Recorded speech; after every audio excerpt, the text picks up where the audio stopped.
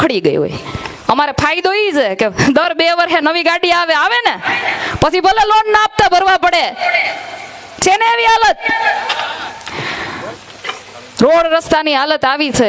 પણ અમારા બિચારા ધારાસભ્ય બહુ ભોળા, બહુ એટલે બહુ ભોળા. બિચારા નીકળે નહીં બહાર, અને નીકળે તો 2 વેત અધર હાલતા હોય. એ રોડે અડે જ નહીં, ખબર પડે ને કેવા રોડ છે. 2 પ્રતિનિધિ રાખ્યા છે, એ પ્રતિનિધિ 4 વેત અધર હાલે અને પાછા રાઈતે હાલે. એ પ્રતિનિધિના 2-4 ટાપા ટાયા વાળા છે. એમ કે શું કે અડધી રાતનો હોકારો. એલા અડધી રાતે કોને જરૂર પડે? સામાન્ય માણસ તો સવારથી લઈને સાંજ સુધી કામ કરીને 10 વાગે તો હુઈ ગયું હોય. અડધી રાતે જરૂર કોને પડે? ડ્રગ્સ વેચવા વાળાને પડે, દારૂ વેચવા વાળાને પડે, રાતે ન્યુસન્સ ફેલાવવા વાળાને પડે ને. અને પાછા એનું ગર્વ લે અડધી રાતના ઓકારા. હવે હાલતી ના થાવ, હાલતી ના.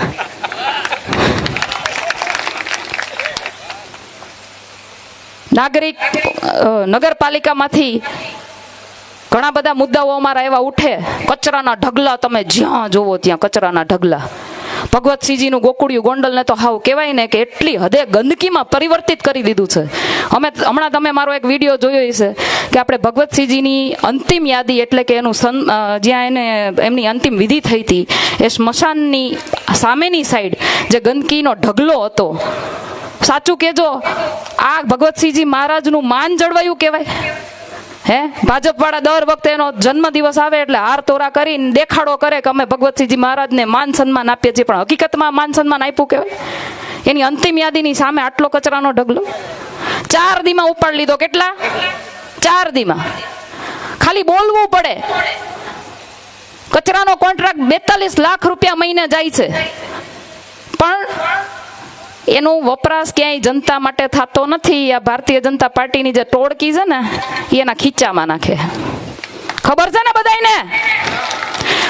રોડ રસ્તા કેટલા બધા ખાઈ ગયા. આખા ગોંડલ તાલુકાના રોડ રસ્તા કાગળ ઉપર કેટલી વાર બની ગયા, પણ ક્યાં ગયા? ગટકી ગયા બધાય. આખા રોડ ખવાઈ ગયા. પણ અમારા ધારાસભ્ય બહુ ભોળા. બિચારા નીકળે તો ખબર પડે ને. હે, જોયા છે કોઈ દી? ચૂંટણી ટાઈમ સિવાય જોયા છે? જોવા મળે ત્યારે ખબર પડે અમને કે હવે ચૂંટણી નજીક આવે છે ભાઈ.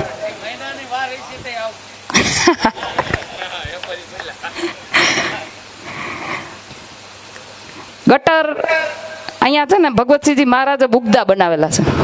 બુગદાની અંદર એટલી ગંદકી વાત જવા દો. કરોડો રૂપિયાના ખર્ચે અહીંયાની ભારતીય જનતા પાર્ટીએ અધિકારીઓ સાથે મળીને ગ્રાન્ટો ખર્ચી, ફિલ્ટર પ્લાન્ટો મૂક્યા, પરંતુ એકેય ચાલુ નથી.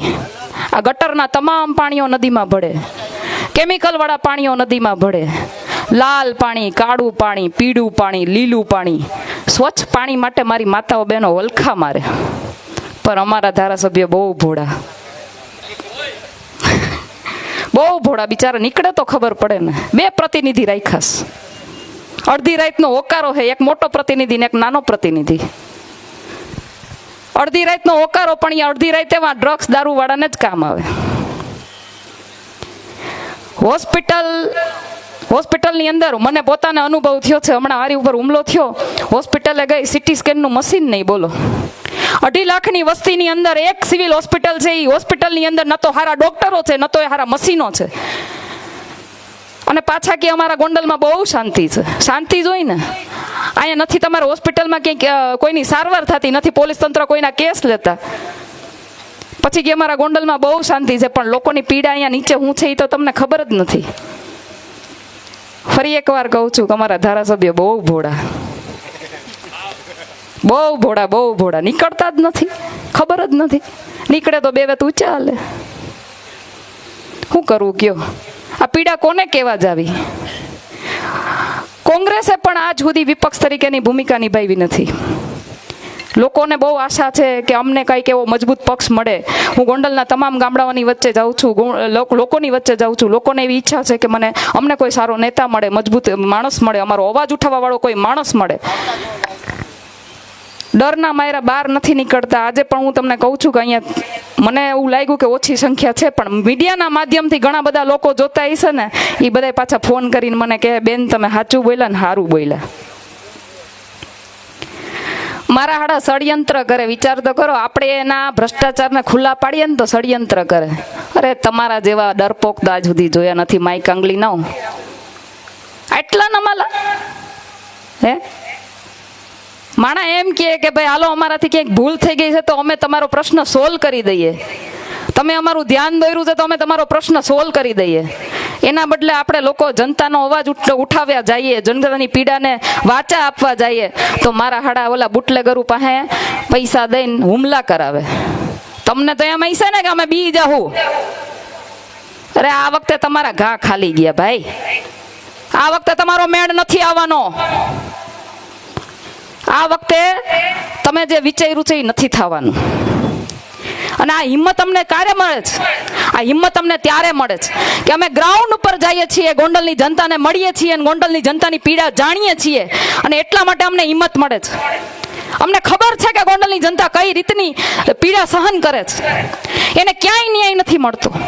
ખાસ કરીને આજે આપણે ખેડૂતોની વાત કરીએ તો આમાં કેટલા લોકોએ મગફળી કેન્દ્રે મફત ટેકાના ભાવે મગફળી આપવા કેટલા લોકો ગયા હતા? હાથ ઊંચો કરજો. 1.5 મણ મગફળી દઈ દીધી હે ને? 2 મહિને પૈસા આવ્યા. જો આ ભાઈ કે છે પૈસા આવ્યા વીઘે 3520 રૂપિયા. કેટલી જમીન લીધી તમે બીજી?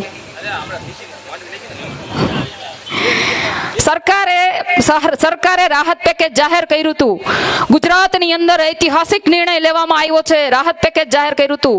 ઐતિહાસિક, પ્રથમ વખત ઐતિહાસિક નિર્ણય. એટલે પોતે સાબિત કરતા હતા કે અમે પહેલી વાર કંઈક દીધું હે. હતું ને એવા પોસ્ટર જોયા છે ને બધાએ? એ શું કામ? કારણ કે આ નવજુવાનિયાઓ તમારા માટે લડવા ઊભા થયા છે.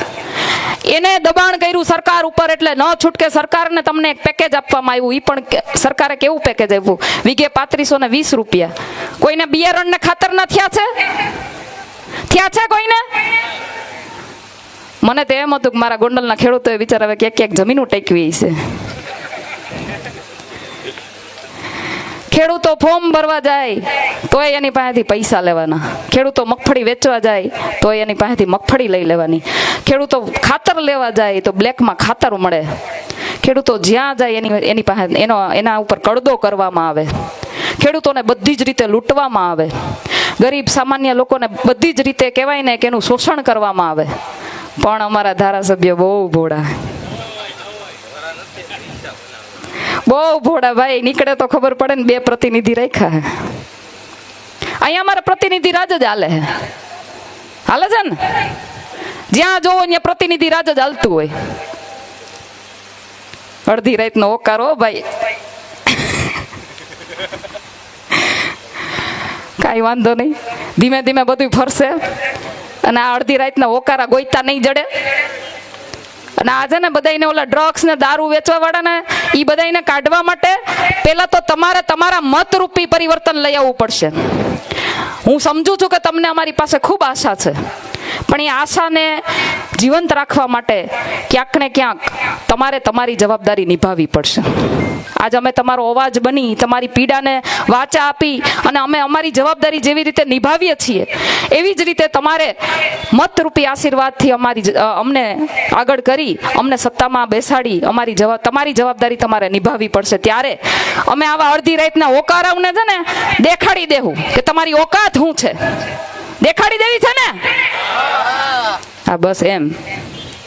આ તાકાત છે મારી. પ્રવીણભાઈ, બ્રિજરાજભાઈ, તમે એમ કહો ને કે જિગીશાબેનને બીક નથી લાગતી. બીક નથી લાગતી ને એનું કારણ અહીંયા બેઠા છે ને બધા છે. હું ગમે ત્યારે કહું કે ભાઈ મારા જરૂર છે, ભાઈ તમે આવો, મને કોઈ પૂછતું નથી કે બેન તમારું શું કામ છે. તમે બેન જ્યાં કહેશો ત્યાં અમે ઊભા છીએ એવું કહેવા વાળા અહીંયા બેઠા છે. અને એના લીધે હું ક્યારેય ડરવાની નથી. એ મારી તાકાત છે. છેલ્લે મારે એટલું જ કહેવું છે કે આ નવજુવાનિયાઓ છે, આજ સુધી 30 વર્ષથી અહીંયા ભાજપની સરકાર હતી. જોકે ગુજરાત આખામાં ભાજપની સરકાર 30 વર્ષથી છે. તમે દીધું તો બધું દઈ દીધું એવું ભાજપનું રાજ કે એને ખબર પડી ગઈ કે હવે આ લોકો આરે આપણે ગમે એવું કરશું, આ લોકો છેલ્લે આપણને જ વોટ આપવાના છે, આપણને જ મત આપીને જીતાડવાના છે. પરંતુ છેલ્લા કેટલાક સમયથી એવું ચાલી રહ્યું છે કે આપણે વોટ આપવા નથી, પરંતુ આપણી પાસે વિકલ્પ નથી. આ નવજુવાનિયાઓ તમારા માટે વિકલ્પ બનીને આવ્યા છે. અને આ મોકો કોઈએ ખોવાનો નથી, ખોવાનો નથી. કોણ છે મારી હારે? હાથ ઊંચો કરીને કહેજો. આ પરિવર્તનની લડાઈમાં કોણ છે મારી હારે? હાથ ઊંચો કરીને કહેજો.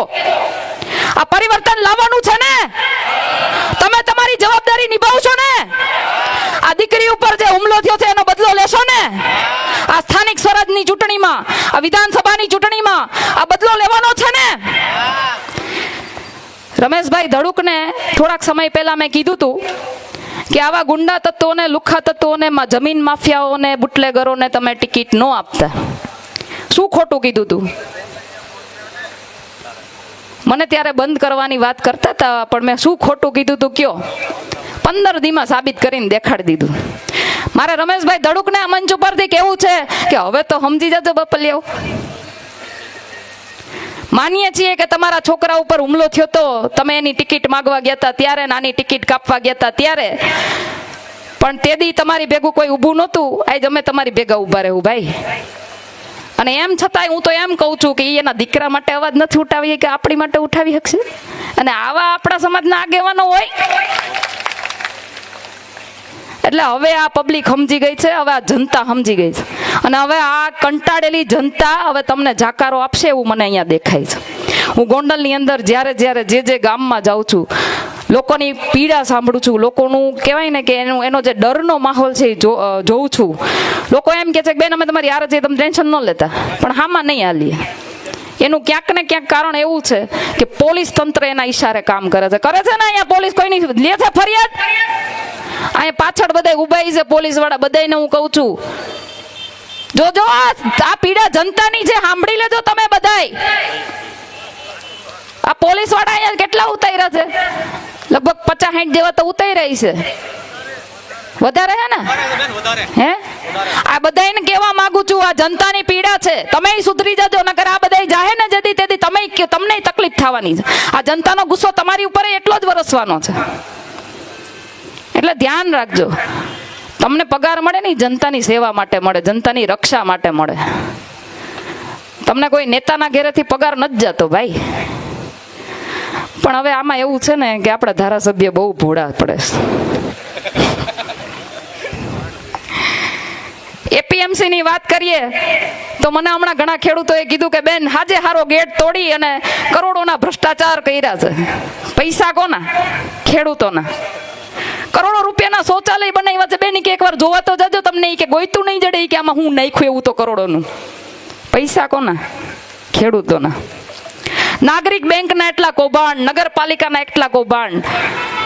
હું સ્ટેજના અહીંયાના માધ્યમથી 2 વાત તમને એવી કરવા માંગુ છું કે ધારાસભ્યની ઘેરે ડ્રાઈવરના, એના બોડીગાર્ડના અને એના બધા પગાર એપીએમસી માંથી ચૂકવાય. બોલો, આ હું નથી કહેતી હો, અહીંની જનતાએ મને કીધું હે.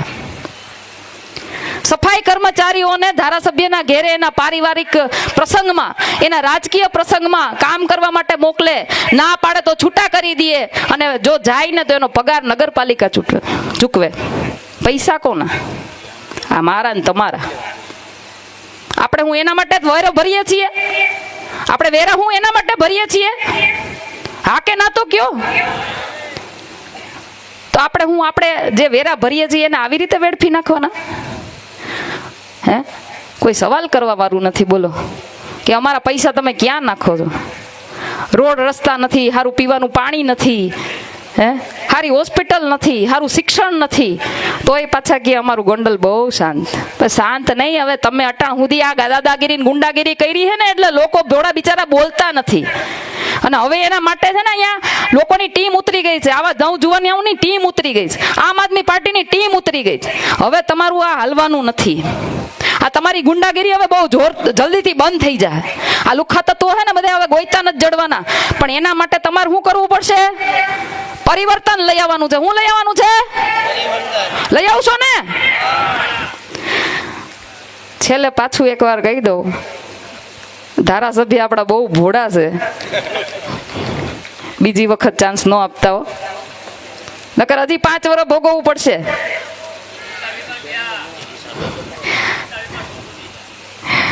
બસ આટલી જ વાત સાથે મારી વાણીને વિરામ આપું છું અને આપ સૌએ મને શાંતિથી સાંભળી એના માટે હું આપ સૌનો આભાર માનું છું. બે હાથ ઊંચા કરી મુઠ્ઠી કચકચાવીને એકવાર મારી સાથે જોરદાર નારો લગાવો, ભારત માતા કી, ભારત માતા કી, વંદે વંદે, જય જવાન, જય જવાન.